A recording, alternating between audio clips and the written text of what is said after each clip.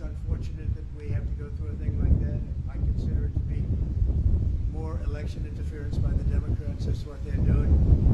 The good news is we're leading virtually every poll. We're leading I don't even know if we have anymore. I'm not sure that we even have a Republican candidate, somebody running, but not making any impact.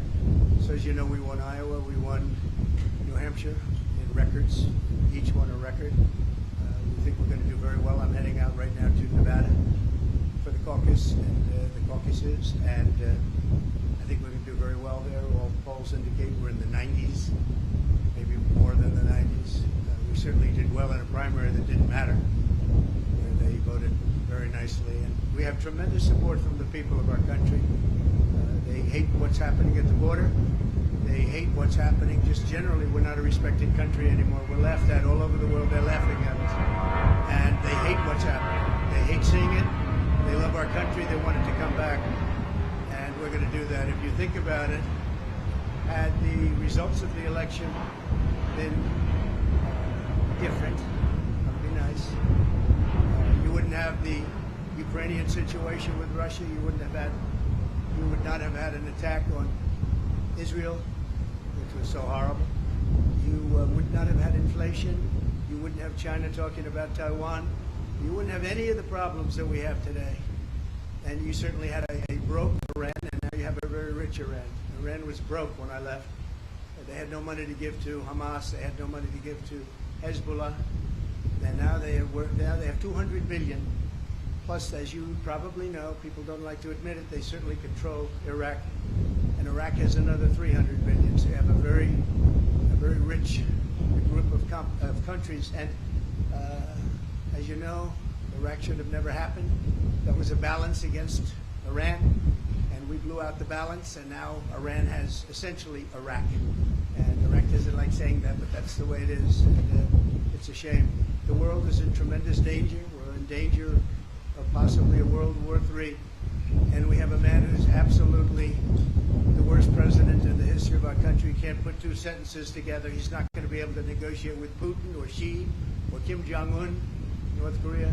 Not going to be able to negotiate with anybody. All he knows how to do is drop bombs all over the place, meaningless bombs, except they kill a lot of people. Cost a lot of money. Every time you see a bomb, it's another $1 million, and it actually sets us back. We have peace through strength. This should not be happening. The Middle East is blowing up. It's blowing up. And a lot of people are being killed, and it's so unnecessary. So I just say that in watching the Supreme Court today, I thought it's a very beautiful process. I hope that democracy in this country will continue. Because right now we have a very, very tough situation with all of the radical left ideas, with the weaponization of politics. They weaponize it like it's never been weaponized before. It's totally illegal, but they do it anyway. And it has to stop. Every one of the court cases that I'm involved, every single one, civil, whether it's the attorney generals or the district attorneys. You look at Fani in Georgia. They had many meetings with the White House and with the DOJ. They went there, 8-hour meetings. That was all staged. That was a phony hoax. And now you look at it, and it is a phony hoax. And hopefully that case will be dismissed in short order. It's a disgrace to this country. But they work together with the Justice Department and the White House, and not supposed to do that. Every one of these cases you see comes out of the White House. It comes out of Biden. It's election interference, and it's really very sad. I thought the presentation today was a very good one. I think it was well received. I hope it was well received. You have millions of people that are out there wanting to vote, and they happen to want to vote for me or the Republican Party, or whatever you want to, however you want to phrase it. But I'm the one running, and we are leading in every poll. We're leading in the local polls, in the state polls, and we're leading in the swing state polls, and we're leading very big in the national polls. So it's been a very great honor. We love the country.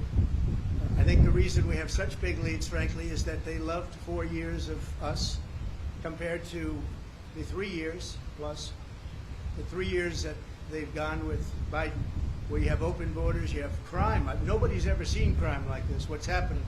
And now the crime is being committed, much of it by the migrants that have come in illegally to our country. I was wondering about that. I said, you know, a lot of these people come out of jails, they come out of mental institutions, they come out of places that you don't want to know about. We don't even know where they come from. We don't know who they are, where they are.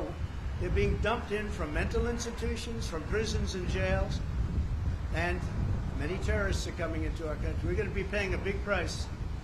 They have to stop it. They have to close the border. By the way, the president can do it just by saying, I want the border closed. I closed the border. We had the safest border in the history of our country. Now we have the most unsafe border in the history of the world. There's never been a country with a border like this, not even a third world country. So we are, again, we're going out to Nevada right now. We'll be out there. Some of you are going to be out there with us.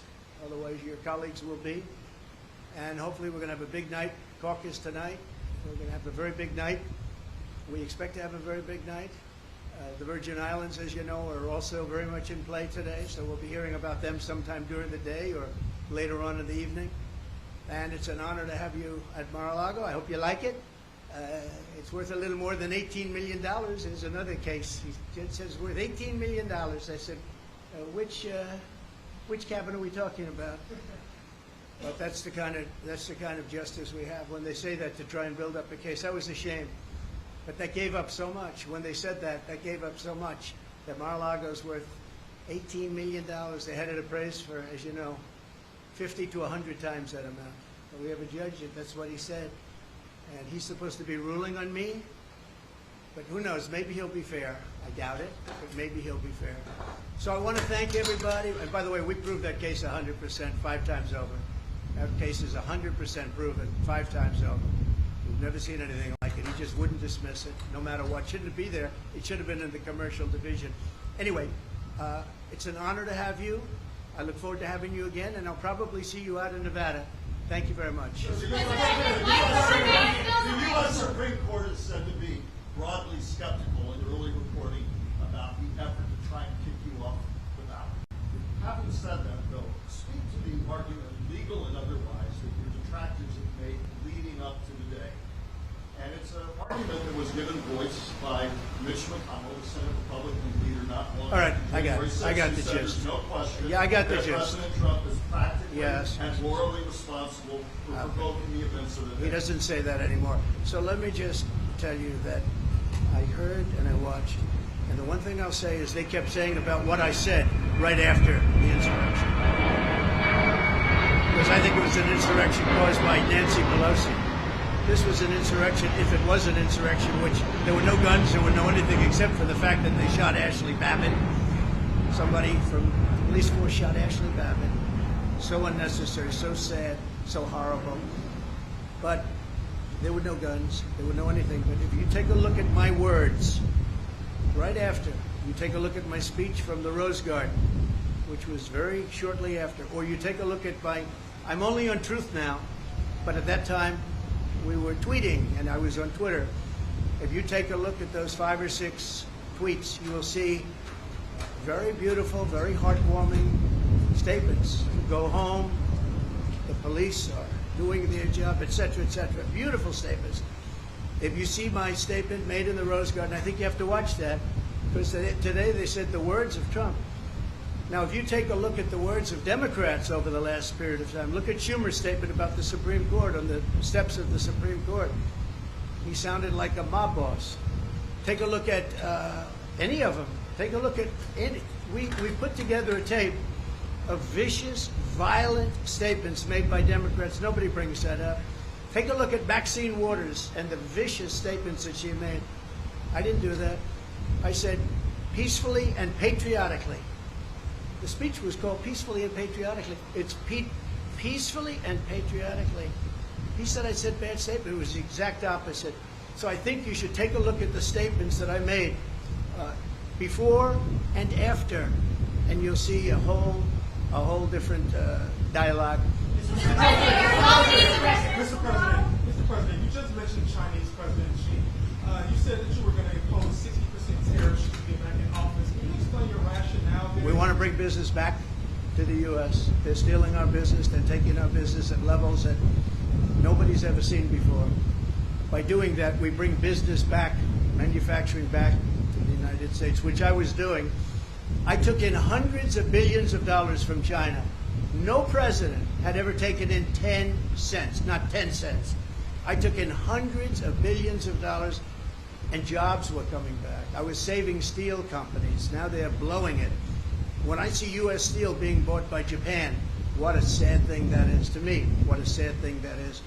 So we want to bring jobs back. Very simple. Thank you. Mr. President, do you still have confidence in Speaker Johnson after the failed Mayorkas impeachment effort? I do have confidence in him. Yeah, I very much do. I think he's a very good man, and I have great confidence in him. Why is Nikki Haley still in the race when you're dominating in the polls? Oh, I love that question. Thank you very much. You just said it. I don't know why she continues, but let her continue. We have a big one coming up, as you know, in South Carolina, and the polls are indicating that we're through the roof on that one. We're leading by, I guess, 35%, 35 points. So I don't know. I think she hurts herself, but I think she hurts the party, and in a way hurts the country. But it seems to be dying. She did poorly in Iowa. She did very poorly in Iowa, actually. She came in third place. Ron DeSantis beat her, although you wouldn't know that if you listened to her speech. She did poorly in New Hampshire. She did poorly no matter where she went. I don't know how the results aren't in yet from the Virgin Islands, but I know she's playing it very hard. And in Nevada, she lost to no name. She had a no name, and she lost by, I guess, 40 points. So I don't know why she continues, but she's a, I don't really care if she continues. I think it's bad for the party. I think it's actually bad for her too. Mr. President, thank you for having us on our Thank you. Given the battles over presidential immunity, I'm wondering should all presidents and vice presidents be immune from any legal consequences for any action they take during their term? Well, I can say presidential immunity, which we'll be talking about because that will be upcoming, is very, very important for a president to have. If a president doesn't have immunity, he really doesn't have a presidency. He can be told to do things that he would never do. He can do really bad things for our country. Presidential immunity is imperative. It's going to be very, very important. And I'd rather talk about that next week. But there is nothing more important to a presidency than immunity, because they have to be free to make decisions without saying, oh, if I do this or if I do that, as soon as I get out of office, we're going to be indicted, we're going to have trouble.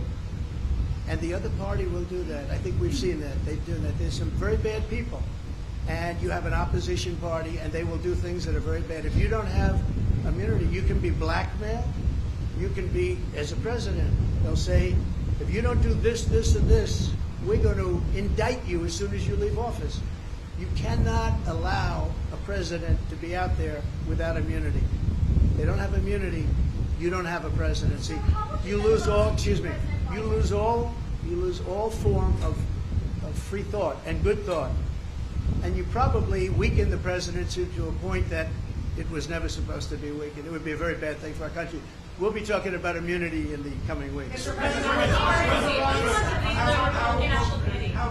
are you that you will be treated fairly by the Supreme Court justices? And how much of a time frame do you need a decision in order for it not to be relevant campaign? Well, I'm a believer in our country, and I'm a believer in the Supreme Court.